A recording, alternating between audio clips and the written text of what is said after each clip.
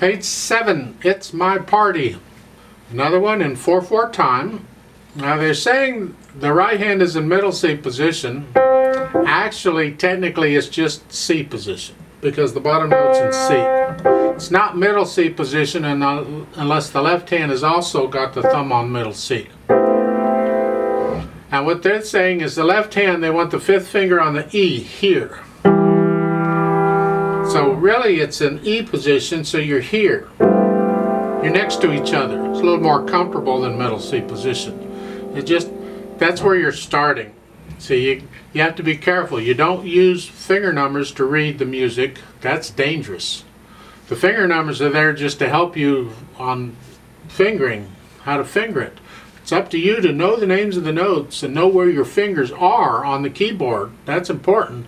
So at the beginning of this in the left hand, when you're starting out on this, you need to know that's an E and a G, these two notes. And they want the fifth and third finger on them, so you're going to go here. And then 2 measures later, when you get the E and the G sharp, well, you need to know that your little finger's on E already. And now you're going from a G to a G sharp, and you just have that mental association of where your fingers are, what notes they're on, and what notes you need. Now, 4/4 time, did I say that? I can't remember. So we're counting to 4, and we're counting quarter notes. We have tied notes in here, and you have sharp signs and flat signs both here. And they're accidentals, and it applies for that measure, for the rest of the measure, and it cancels out. And this piece is a good example of an exception to the rule. Most rules have exceptions, don't you know? And that is, if the note is tied to another measure across the bar line, you keep the accidental as long as you're tying it, as long as you're holding it down. So in here in the first line, the last 2 measures there in the left hand, you have a G sharp and an E. Well, that's tied to the next measure. That sharp applies for both measures because it's tied.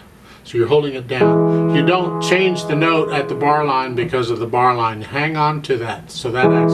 In the next line, it's an F and an A flat. That A flat is tied across, so it's going to be there for 2 measures. There. Otherwise, it would cancel out at the bar line. Now they have these little things in this book that try and ask you these things, and it's important that you know these things. For instance, in the first measure underneath the stabs it says name notes. And it's got 2 lines. Well, there's 2 notes in the left hand. They want you to put in the names of the notes. I've already told you what they are. It's important that you know the names of these notes, though. It really is in the music and on the keyboard, where they are on the keyboard. Which finger plays them is not important because that'll change from time to time. It's just that we're using these fingers at this time, that's all. So in the third line down, then second measure, they want you to name the interval between the E and the A. Well, I leave that kind of stuff to the method book. I cover it there, but you need to know what that interval, you just count it up. 1, 2, 3, 4. It's a fourth. Okay, that's the interval. Then go down to the bottom and they want you to name that note. Well, you named the note in the first measure. It's a G. It was a G up there. It's a G here. Doesn't matter which finger plays it. It's still a G. And then a little bit later they want you to name the interval between the G and the C. That interval. What is that interval? Well, if it's 1, 2, 3, 4, 5, it's a fifth. You just count them up. The tricky with the counting intervals is you never start with 0.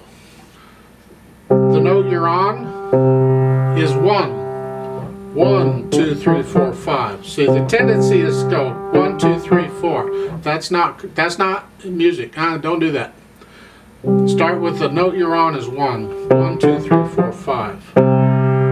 Now you have the sharps and you have the flats, and there's a staccato at the very end. The last 2 notes there, just a nice short staccato. You can use a finger staccato or a wrist. I'm not sure which the method book is teaching at this point, but whichever it is, that's what you use. It says moderately. You'll probably find recordings of this on moderately. It's 1, 2.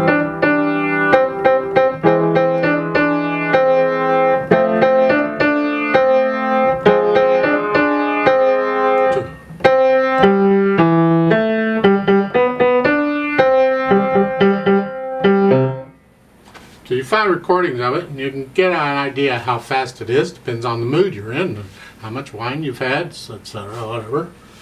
We're going to go slow, because we're not trying to perform it. We're just taking it slow and easy just to check the notes and the rhythms. Because the rhythms are a little tricky with these tied notes.